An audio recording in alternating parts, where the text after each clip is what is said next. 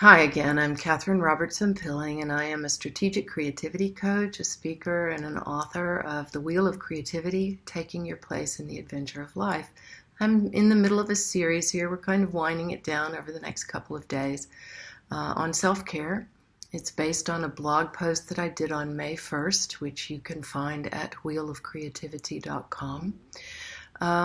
But the fifth secret of self-care that I want to talk about today is pretty simple.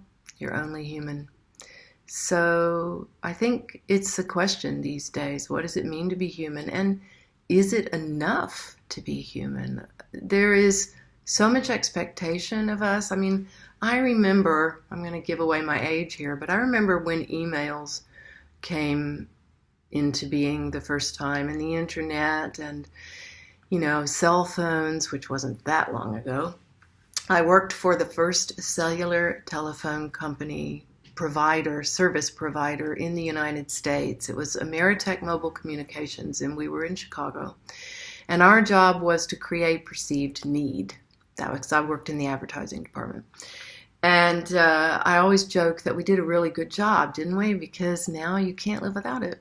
In those days, we were targeting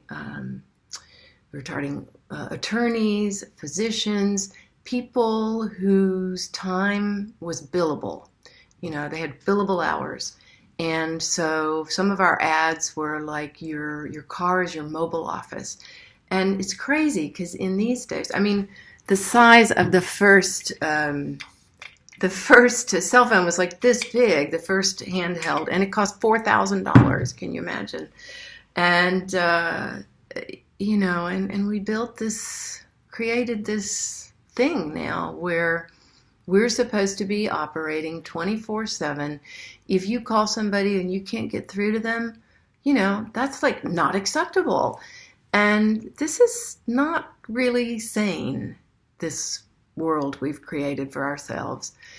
You are only human. And you know what? It's a beautiful thing, unless you're expecting yourself to function like a machine, in which case it's a failure.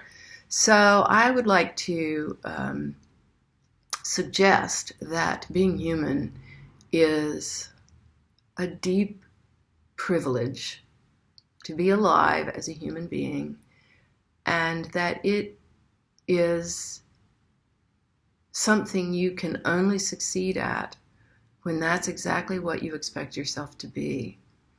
And when you allow yourself the privilege of being human, of having limits, of having needs, of breaking down sometimes, that you can give yourself the space and recognize the value of taking care of yourself. Because when you do, as a human being, you will function better in the world and you will enjoy your life more. So that's all I have for the moment, but I will be back tomorrow for the final secret of self-care, and I hope you'll join me. Bye for now.